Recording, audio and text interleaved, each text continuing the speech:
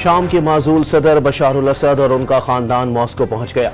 रूस ने इंसानी हमदर्दी की बुनियाद पर सियासी पनाह दे दी। शाम की सूरत हाल पर रूस का सलामती कौंसिल का हंगामी इजलास बुलाने का मुतालबा। अमरीकी सदर का इक़्तिदार की मुंतकिली के लिए शामी ग्रुपों से मिलकर काम करने का ऐलान। असद खानदान की हुकूमत का खात्मा इंसाफ का बुनियादी अमल करार दे दिया। रूस और ईरान भी बशारुल असद की हुकूमत नहीं बचा पाए।